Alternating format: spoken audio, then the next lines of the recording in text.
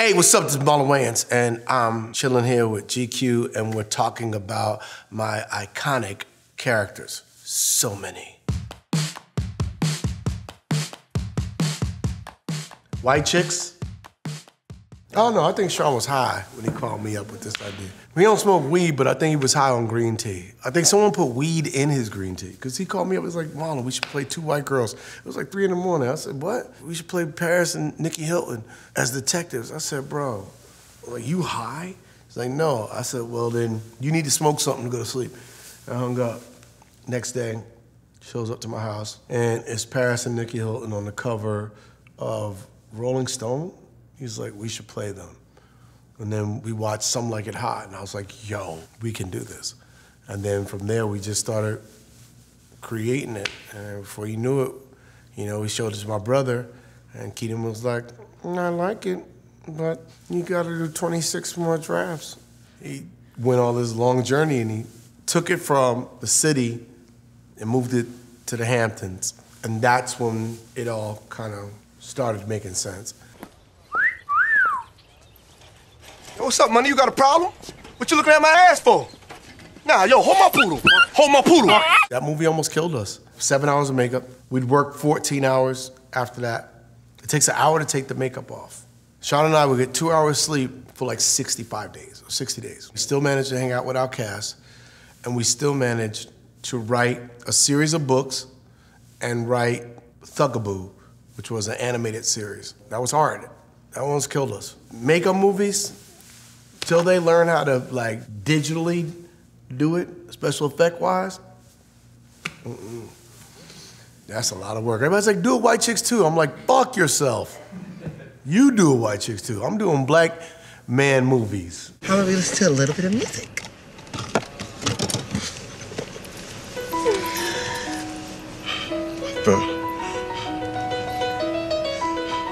How did you know? I love this song.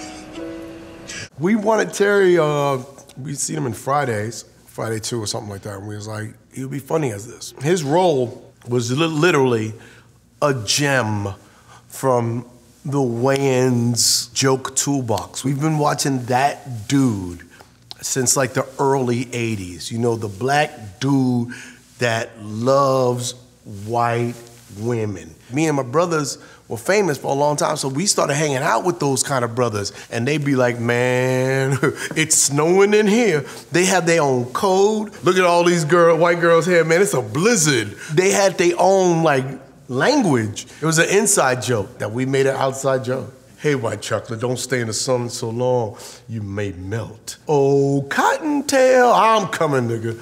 Like, that movie, as hard as it was, man, it's funny. Oopsie, I had a poopsie. Girl, we gonna get along just fine. Back at you. Bask in the ambience. Basking in the ambience. No matter what my character tried to do to get rid of this brother, he would not go away. It was like him trying to, the whole date led up to that. The belching, the farting, the ordering like a wild person, eating with his mouth open, picking his toes at the table. He's doing everything, trying to get this dude off his tail. And then he puts in this song that he thinks that this black person, this brother will hate, and he winds up loving the song. Oh, this is my favorite. And it's like, what do I have to do to get rid of this man? And then he likes me more. That was just a lot of fun, and me and Terry had a great chemistry on screen, and he used to always tell me, I got a crush on your character. He damn near cried when we finished filming. Are you gonna put the character face? Are you gonna put the white makeup on again? No, nigga, I'm not. Leave me alone. Shit. Are you telling me that you are not? Yeah, I'm not a woman. White? Oh, the deception. The betrayal, man. You deceived me. Calm down. I'm an FBI agent. I was uncovering a... Negro, please. Didn't somebody tell you this was an all-white party? Huh? Someone get this jigaboo away from me. Anything, well, I didn't have to get in that white chick makeup was a great scene. My favorite scene, well, even in the white chick makeup, I would say the bathroom with the feet. Okay. As men, we go to the bathroom like that. Women probably do too, but they're so dainty and sweet and this and that, that to actually see a sweet little white chick blew a bathroom up like that, it's like, yo! But that scene, and I think the scene where we played bodega store owners. But once again, what I loved was me and Sean improvising. My brother Keenan didn't know what we was gonna do because we had nothing really written. And he was like, do something. Anytime we made my brother Keenan proud, it was a great moment for us because we knew we just put another brick in the building block towards success. Scary movie. Well, Shorty was based on a friend of mine who was a weedhead named Shorty. He actually was mad at me after he didn't see Scary Movie. So he thought I did him dirty, like, and he was like, son, I'm suing you for character defecation.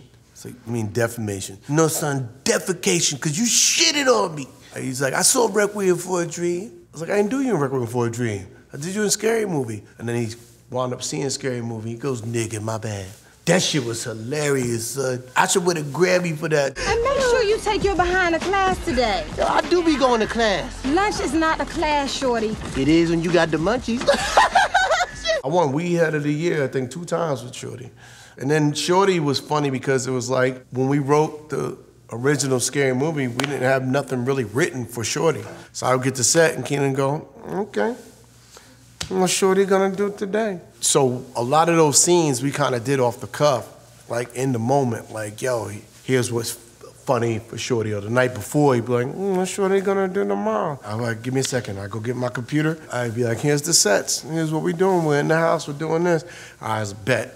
Shorty's gonna freestyle with the killer. And here's how it's gonna go. Peace. Yo. That was the illest rhyme I ever seen, son.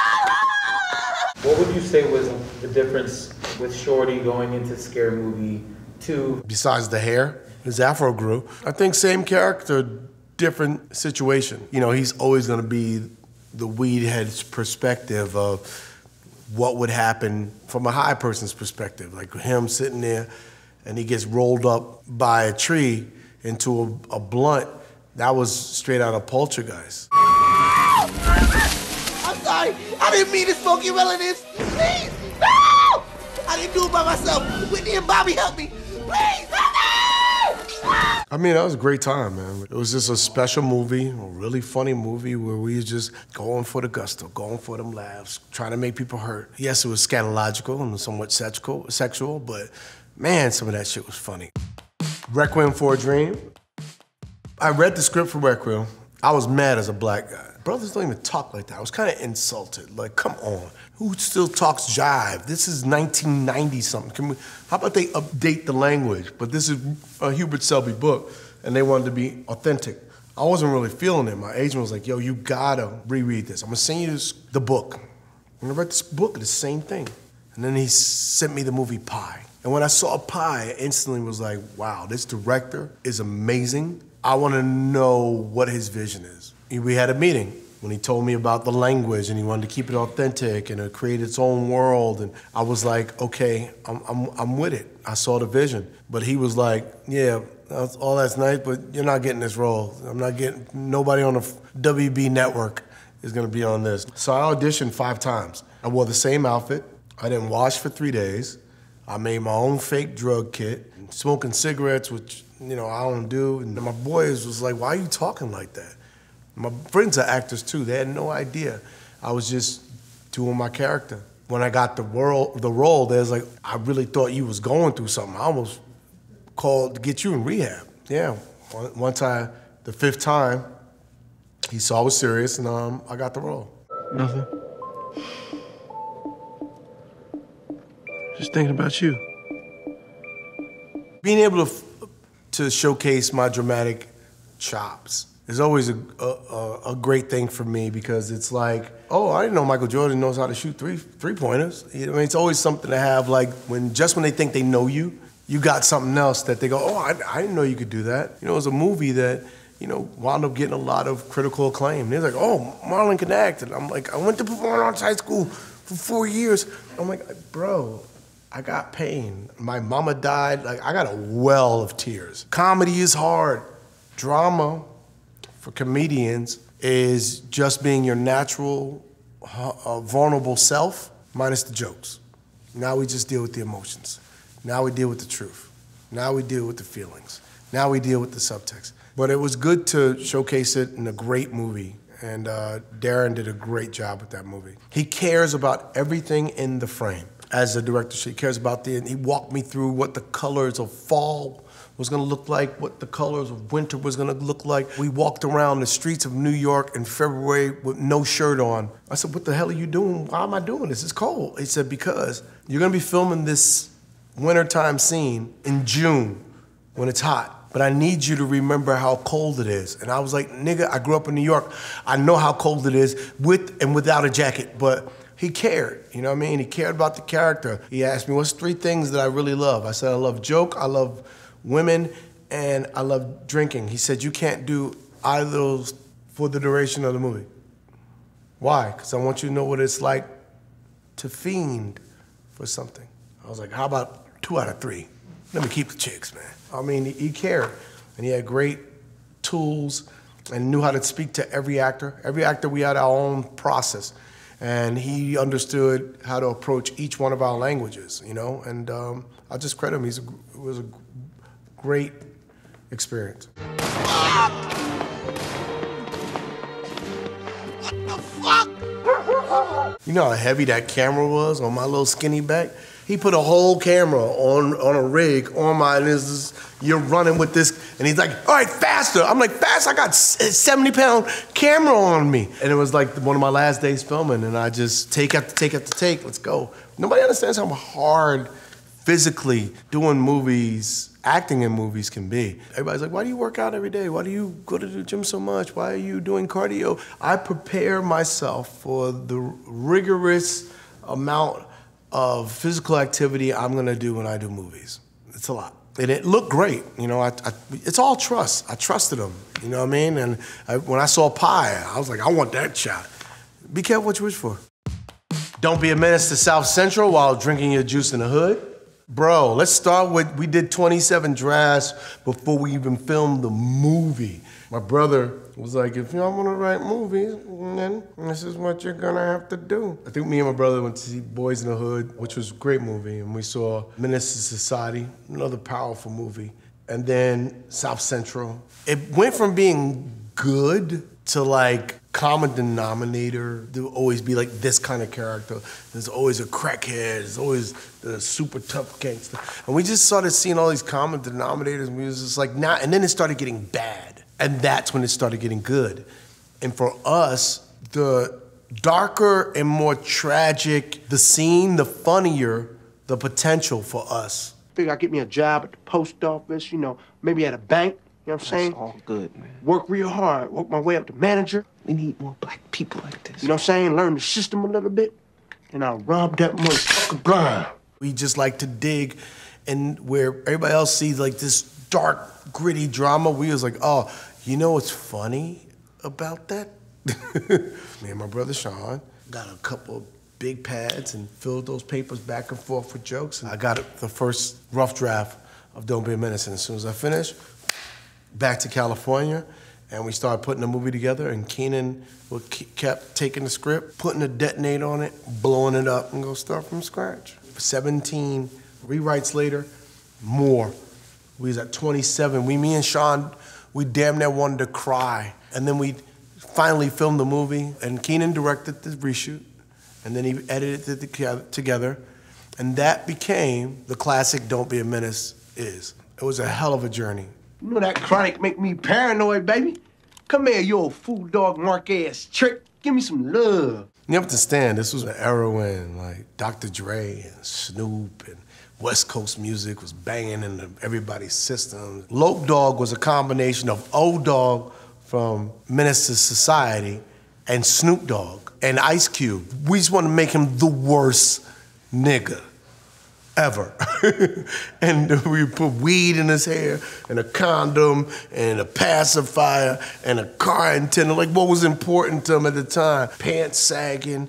And we just the way his whole ignorance was, cuz, you know, and he was just gonna be that mark-ass trick, you know, we just wanted to make him the most West Coast gangster dude, but with a soft side. He got all these Tex 9s on him, but hey, you guys wear these bunny slippers? There was so much texture to the characters that we was creating for the movie. That's a classic, man. It's great that kids are still discovering that. Like, yo, this is a classic. We try to change your mood. We try to make people laugh till they hurt, that's all. In living color. Working on Living Color was nerve-wracking, intimidating, educational, and fun. But I learned to work hard. You're on a show where every last single cast member is like gonna be a legend. I was the baby of the bunch, and nobody, me and Sean, and nobody was writing sketches for Keenan's little untalented brothers.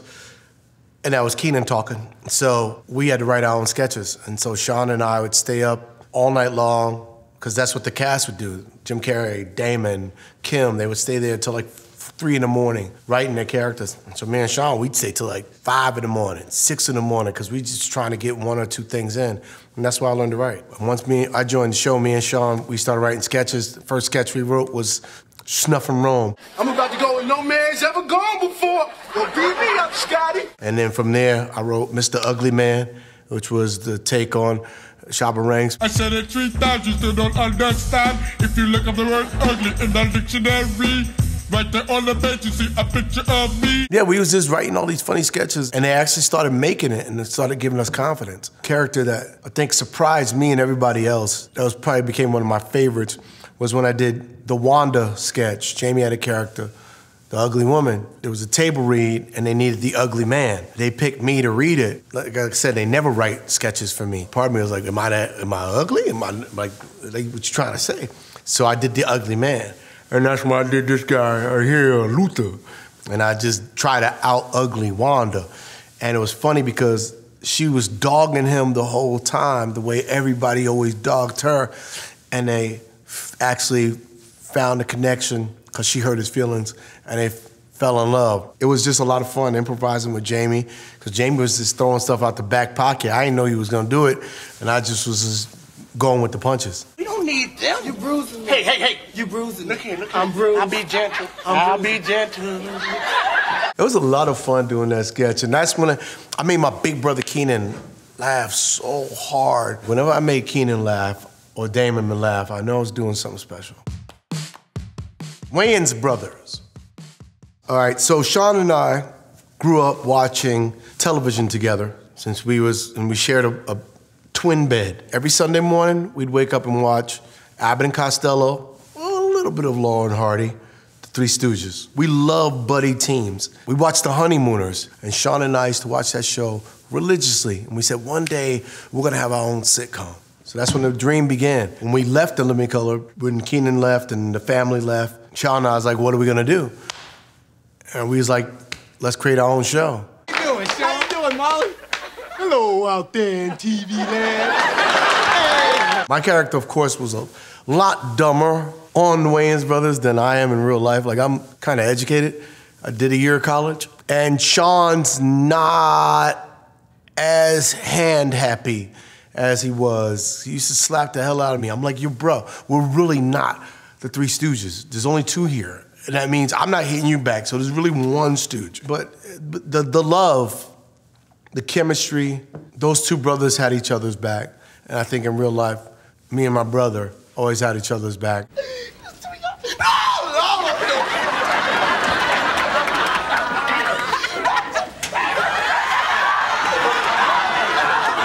I mean, there were so many funny moments on Wayans Brothers. We would just improvise. My whole goal was to make Sean laugh.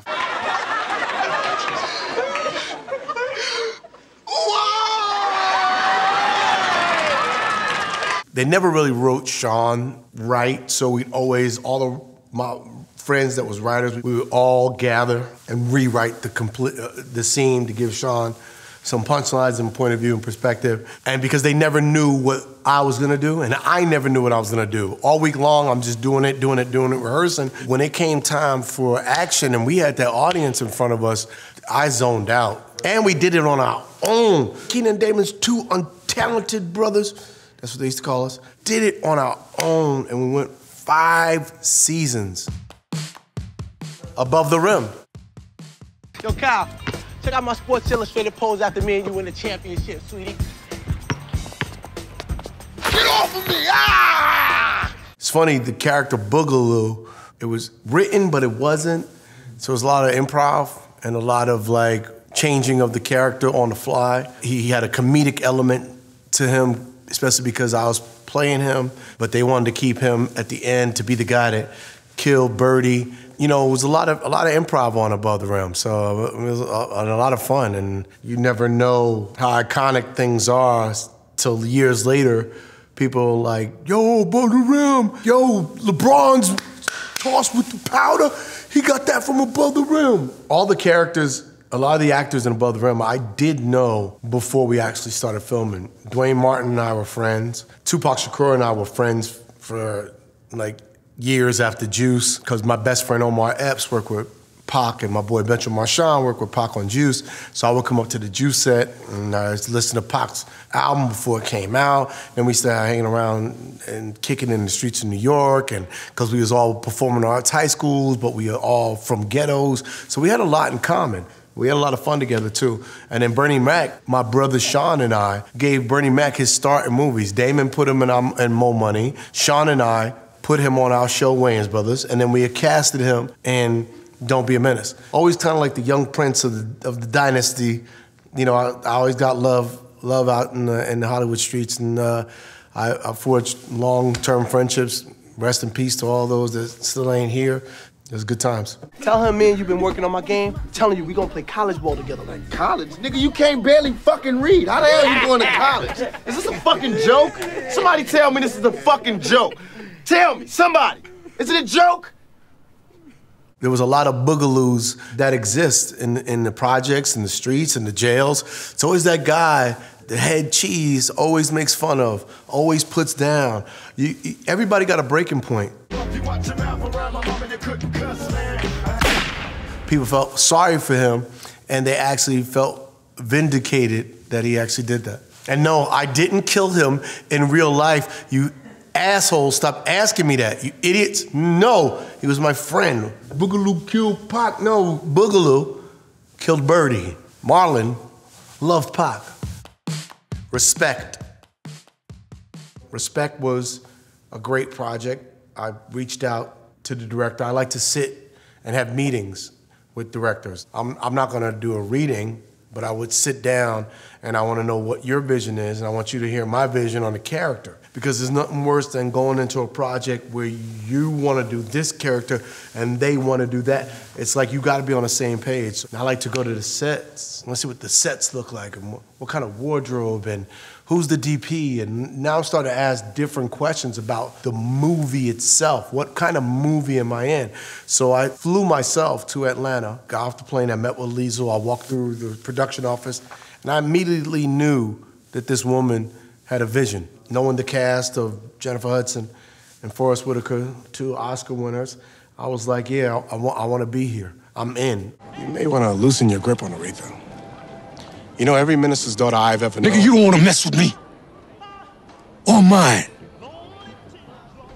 It's hard when you play someone real, right? Because you have to find a way to marry your emotions and your truths and your reality to their reality. It's kind of easier to play like an original character. And I didn't have a lot of footage. It's another thing, you have a lot of footage and you can sit and you can watch and you can mimic. Ted White ain't Aretha.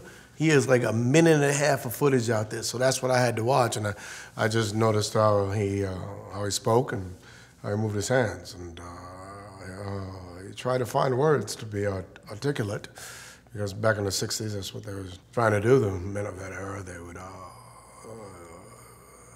study to find the word because they wanted to sound intelligent. So him, I just watched the isms. I don't like to do too much because I gotta bring me to the emotions. I have to marry the two. And there's a balance, so it's just finding out how much of it to do and not do, when to lay off the punch, when to put it on, how to maintain the consistency of the voice and the isms, even though he's angry or he's hurt, because you're marrying your emotions and your truths with their truths and their mannerisms, so you just have to be consistent. We could skip all the flowers and the promises and the love bullshit and just have some fun. I like fun. And we'll have plenty of it. I think Ted's motivating force was to love and protect his woman. And then he realized that he wasn't man enough for the job because it would require him to put his ego aside and his damage from being a hurt little boy aside to protect something that was greater than him. But his intention, I think, was pure. I think he wanted to love and protect his woman. But he got in the way. He was his own obstacle. You're not about to mess this up for me. Where the hell do you think you're going? I've waited too long for this. What up?